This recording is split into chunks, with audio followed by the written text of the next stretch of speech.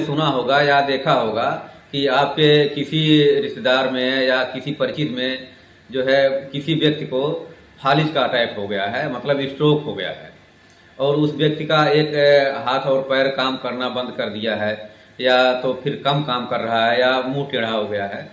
तो आज हम लोग जो है उसी टॉपिक पे बात करेंगे कि स्ट्रोक होता क्यों है और इसके बचाव क्या है, इसके लक्षण क्या है। स्ट्रोक मुख्यतः दो प्रकार के होते हैं, एक तो इस्केमिक स्ट्रोक होता है, दूसरा हेमरेजिक स्ट्रोक होता है।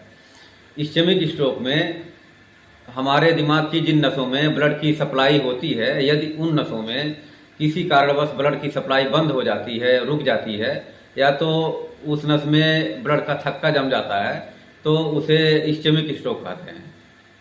और यदि जो है हमारे ब्रेन के नस में हमारा ब्लड प्रेशर बढ़ने की वजह से ब्रेन का नस फट जाए तो उसे हेमरेजिक स्ट्रोक कहते हैं। अब आते हैं कि इसका इलाज क्या है। दोस्तों, हेमरेजिक स्ट्रोक और इस्केमिक स्ट्रोक के दोनों के अलग अलग इलाज हैं। इस्केमिक स्ट्रोक में डॉक्टर द्वारा ब्लड को पतला करने की दवा दी जाती है, जबकि हेमरेजिक स्ट्रोक में ब्लड प्रेशर को कंट्रोल करके हेमरेज और न बढ़े और जो ब्रेन का जो पार्ट हेमरेज होने की वजह से डैमेज हो गया है उसके अकॉर्डिंग दवा दी जाती है। एक बात और है कि दोस्तों, व्यक्ति को स्ट्रोक किस तरह का हुआ है या हुआ भी है या नहीं हुआ है, यह जो है सीटी स्कैन या एमआरआई से कंफर्म पता चल जाता है। और स्ट्रोक के कुछ लक्षण भी हैं जिसे देखकर आप समझ सकते हैं, जैसे कि पीड़ित व्यक्ति को बोलने में, कुछ निगलने में परेशानी हो सकती है, किसी एक तरफ का हाथ व पैर में कमजोरी आ सकती है, मुंह किसी एक साइड टेढ़ा हो सकता है, व्यक्ति को चलने फिरने में व सीधा खड़ा होने में दिक्कत हो सकती है।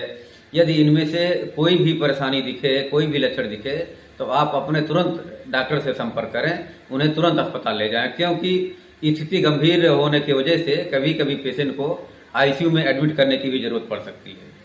अब इसके बचाव पे आते हैं। दोस्तों, ठंड के मौसम में तो ठंड से एकदम बचकर रहना है, और यदि आपको हाइपरटेंशन, डायबिटीज और हाई कोलेस्ट्रॉल है तो इन्हें पूरी तरह से आपको कंट्रोल करना है और आपको अपने लाइफ स्टाइल को सही रखना है।